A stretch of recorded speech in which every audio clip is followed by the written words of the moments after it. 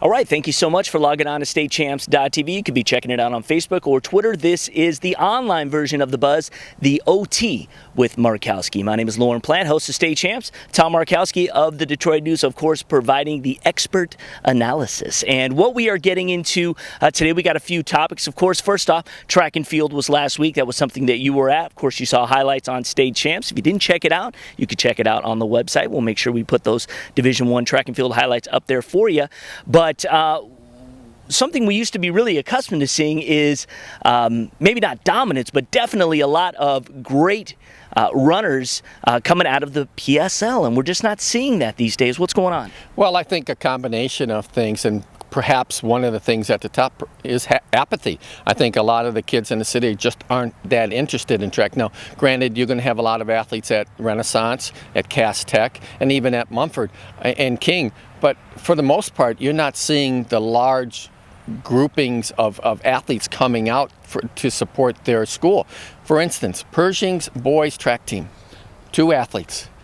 What's happening in, like last year, now you got to understand, like the girls track team at Cass Tech, for example, a real fine program. They finished second last year, 2011, to Grosse Pointe South, just narrowly got beat by South. So that program's stable, but it's amazing talking to the coaches there that when they are in their dual meets, sometimes the girls, and the girls that obviously Cass are very good, they'll compete against the boys because that's where their competition is at. And they just don't have enough competition in the city to really push the girls. And it's really sad. And, just give you some estimations. Let's say a couple of years ago, maybe 3 years ago, you'd have about 500, 550 athletes in the city of Detroit competing in the Detroit Public School League. The coaches are telling me now that number's down to 300 to 350.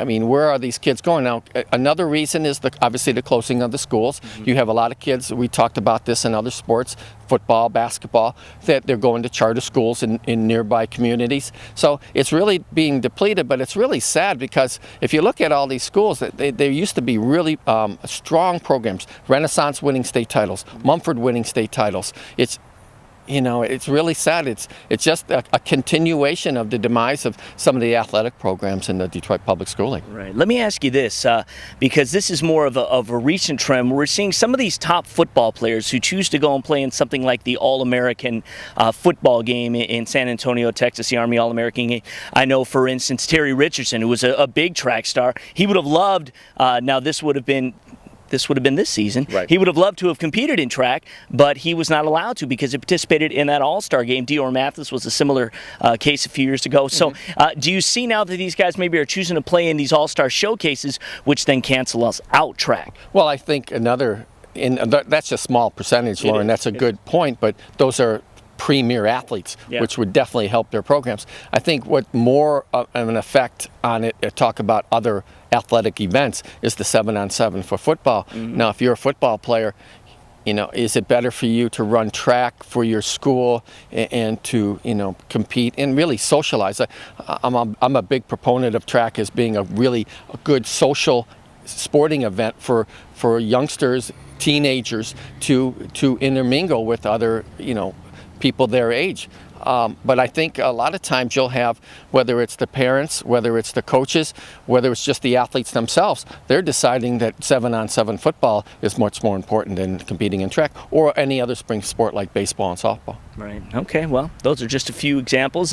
If you'd like to comment on what's going on in PSL track and field, we'd love to hear some of your comments on why maybe some of these athletes aren't participating in track like they used to. And again, there are a lot of factors that go into it, but I'm sure there's some reasons that we haven't talked about right here, and we'd love to hear from you. You can send us an email, asktom@statechamps.tv. If you happen to be checking this out on Facebook or Twitter, you can just comment right there. So we'd love to hear from you what's going on in the PSL, because we do care about it, and we want to see them flourish, and we know that there are a lot of great athletes that are choosing not to participate. So the conversation will continue. Well, let's move over to baseball. They're in the heat of the playoffs now. I'd like to get your comments on what's going on through the baseball playoffs throughout 4 divisions and maybe some predictions on who's going to win out. Well, let's start with Division 1, which we talked off camera a little bit. I think this is a very balanced division, and to choose a winner here is you might as well put about 6 to 8 names in a hat and draw one out. But what I like, the team I like has been strong all year, and they were strong before the season started, they were expected to be good, is Rockford on the west side of the state.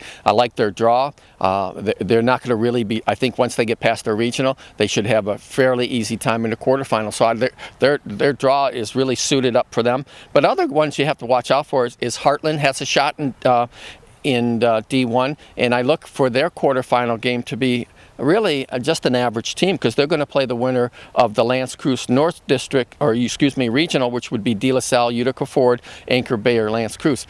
Heartland is a really, if you want to have a second pick, I think Heartland would be that team. Now, a lot of people are picking either Northville or Brother Rice. They're two of the top 5 teams in the state, but they're in the same region. It's very possible they would have meet in the regional final. I think that's just too tough of a road.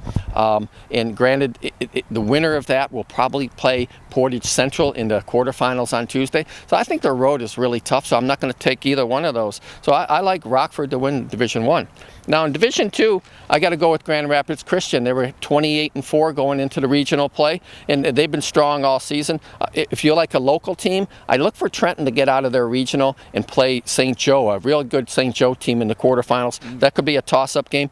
And one team we haven't talked about, and we thought they were going to be down this year, is Dearborn Divine Child. They're a team that's getting better and better. It's very possible they would meet St. Clair in a quarterfinal game. And that would be tough. It would be tough. St. Clair, I like their regional. They should have an easy time in the first round of the regionals. And I think Coach Bill McElrath will save his ace, Jacob Cronenworth, for the regional final to make sure they get into the quarterfinals. And the whole thing about these playoffs, let's say Jacob does throw on Saturday, which he probably will, he's got Sunday and Monday to rest up for the quarterfinals. 2 days rest sometimes is not enough for a teenager, and actually anybody if you look at the major league record. So yeah, maybe a late game appearance. How much does winning a state championship, going far, getting to Battle Creek the year before help with confidence as you get now into regionals where it's so tight? Well, it's tough to say in high school, because in this case with St. Clair, they lost like 8 seniors. It was basically a brand new team. Sure, there's 4 or 5 kids that were on the bench, including Jacob Cronenworth, who pitched in the state championship game. But I think what that does do, Lauren, is they saw what happened last year. They saw their friends win a state championship. They saw the momentum they got. And their confidence has got to be sky high right now. It wouldn't be surprising to see St. Clair get to the Battle Creek once again. Right. Well, you Madison Heights Bishop Foley fans, you've seen your team be #1 all season long. They had a great Catholic League championship, which we saw, in which they just put up some great numbers. And they got some great hitting, good pitching too.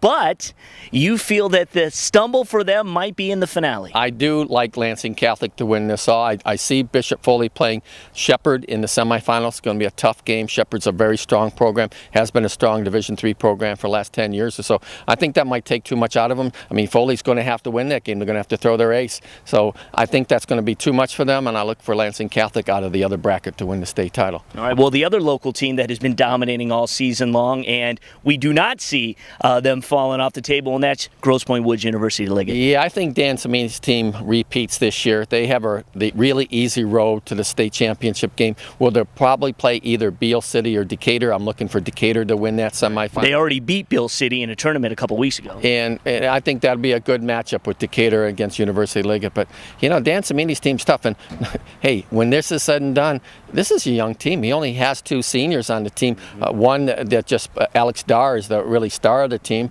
So they will have to replace him next year. But this is a great team. For Division IV, he's played teams like Grosse Pointe South, Dearborn Divine Child. He's really tried to load up on a non-conference schedule to get his teams ready for this. And they'll be even better next year, even without Alex Darr. Okay, all right. Well, finally, our final topic today is what's happening out at Orchard Lake St. Mary's. And this is for you football fans out there. Those of you who go out and visit Orchard Lake, you're going to see red. Well, for the football fans that are familiar with the different colors turf, you got the blue turf out in Boise. Of course, Oxford copied that and had great success out there. Yeah. You have Eastern Washington has that red turf out there. I don't know if you've ever seen highlights of it, but that's even more difficult to watch than the blue turf. It's like somebody shining a bright light on your eyes. But be that as it may, that ground has been broken. They plan on having it ready for September 7th, their home opener.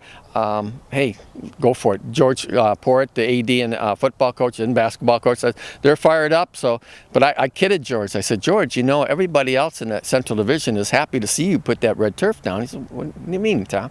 I said, well, they can't beat you on natural grass at your place. They'll be happy to play on a different surface at your place that maybe they'll increase their odds. Yeah, and we have definitely been out to a couple of games at Orchard Lake where the weather has been dicey and that field has been a mess. George said that. He pointed out that, you know, they had a lot of trouble last year. And all it takes is one game. If you remember the Brother Rice game last year went into overtime. That was a misty, rainy type of night. And it only takes one game like that to really tear up the field for the rest of the year. And then you're just doing patchwork. Right, and speaking of red, they got a big red game, week 1 matchup. Well, you know, the Catholic League has always tried to schedule great games. De La Salle's has some great games coming up. Brother Rice goes to Chicago, I think, to play a private school. Yeah. But they open up at Muskegon. We know that Dakota played the last 2 years in a home and home with Muskegon. Dakota got out of that one quick. Mike Giannone is not a stupid man. He said 2 years is enough. Right. But, you know, hey, it'll be a great opener. You know, I imagine Muskegon's going to pack the house. St. Mary's, the defending champion, D3, they just love their football at Muskegon. That's going to be a big pump-up game for them. It'll be great to see what the two teams can do against each other. Hey, it's 6-3, man. That gets you in. Look at 5-4, gets you in too, and you can win state titles. So. Absolutely. All right. Well, we just got a couple more weeks here of the OT with Markowski. We'll break down what's happening in baseball and, of course, in other sports as well. So make sure you tune in every week right here on State Champs, on Facebook, on Twitter. It's the OT. We'll see you next week.